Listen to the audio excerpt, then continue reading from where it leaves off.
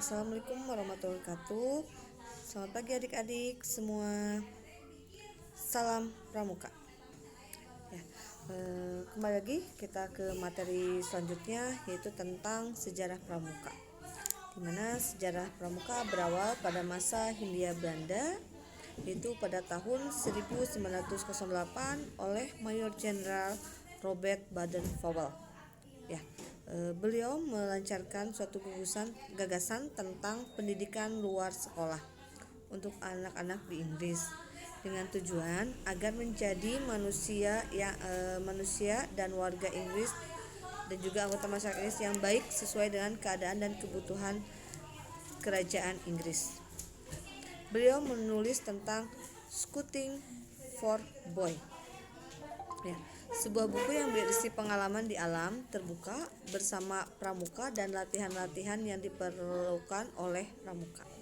Ya, gagasan Baden-Powell dinilai cemerlang dan sangat menarik sehingga banyak negara-negara lain mendirikan kepanduan, di antaranya negeri Belanda dengan nama Van Vinder atau Vadvinderij. Di Indonesia dikenal dengan Pandu. Gagasan kepanduan dibawa oleh orang Belanda. Pada masa itu merupakan jajahan Hindia Belanda dengan mendirikan Nederland Indische Vadvinder Vereniging atau disingkat dengan NIPV. Ya, itu adalah Persatuan Pandu-Pandu Hindia Belanda. Nah, kemudian berlanjut pada masa Jepang. Ya, pada masa Jepang, penduduk Jepang, penguasa Jepang melarang keberadaan organisasi kepanduan, sehingga tokoh-tokoh kepanduan yang banyak yang masuk organisasi Seinenda atau Keibonda dan pembela tanah air atau disebut dengan PETA. Berlanjut kepada masa perang kemerdekaan dan masa pasca perang kemerdekaan sampai pada tahun 1961. Ya, pada tahun 1991 ditetapkanlah sebuah hari, yaitu pada tanggal 9 Maret dijadikan sebagai Hari Tunas. Dan pada tanggal 14 Agustus 1961 Soekarno-Hatta menyerahkan Panji Gerakan Pramuka kepada Sri Sultan Hamengkubuwono. Berlanjut pada masa 1961 sampai 1999. Dan yang terakhir yaitu pada masa 1999 sampai sekarang. Untuk lebih jelasnya tentang sejarah pramuka dan juga pada masa-masanya itu seperti apa, nanti kita ketemu lagi di materi ekskul pramuka. Ya, itu untuk sejarah pramuka. Kita lanjut ke dinamika kelompok. Nah, di sini yang namanya dinamika kelompok itu pasti mempunyai tujuan. Kenapa diadakan dinamika kelompok? Tujuan dinamika kelompok itu membentuk kerjasama di dalam suatu kelompok atau team building dan juga teamwork. Ya, dimana setiap teamwork itu harus mempunyai kekompakan, dimana yang namanya kekompakan itu akan menghasilkan pembelajaran dapat berjalan dengan lancar. Jadi yang namanya dinamika kelompok, kita itu bekerjanya itu tidak seorang-seorang, seperti halnya organisasi. Organisasi akan maju apabila kita itu saling membantu satu sama lain, saling gotong royong satu sama lain.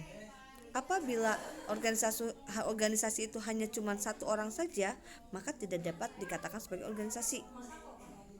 Tapi organisasi itu dapat maju apabila semuanya dapat bekerja sama, termasuk di pramuka. Nah, di sini pramuka juga, semua anggota pramuka itu harus saling bantu membantu, harus saling gotong royong, harus saling kerjasama baik di dalam melakukan suatu hal, baik ketika mau ada perlombaan, baik mau ketika kalian dalam melakukan latihan, semuanya harus dilakukan dengan kerjasama, agar ketika kalian kerjasama maka hasilnya pun akan dirasakan bersama dan pasti hasilnya akan lebih maksimal. Itu. Nah, sasaran dinamika kelompok yang pertama, membangun tim yang kompak dan saling membantu agar antar anggota yang satu sama lain dapat bekerja. Itu. Kedua, menciptakan kerjasama yang kompak dan serasi sehingga kegiatan yang dibebankan pada kelompok dapat diatasi dengan mudah. Jadi ketika ada masalah, ada apa, ya kita saling bantu untuk memecahkan masalah tersebut. Ketiga, menciptakan persaudaraan antar kelompok, ya, saling mempercayai dan juga menghormati satu sama lain.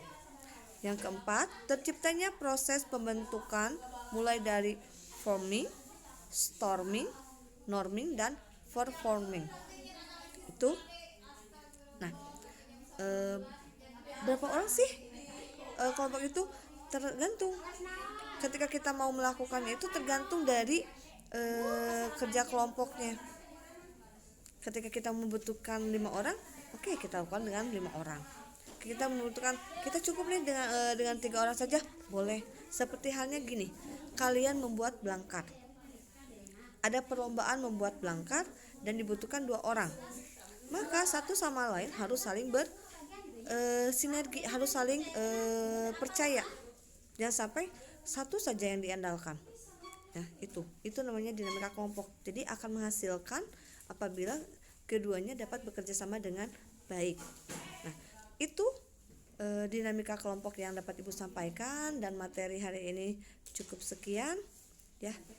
Wabillahi taufiq wal hidayah. Wassalamualaikum warahmatullahi wabarakatuh. Salam Pramuka.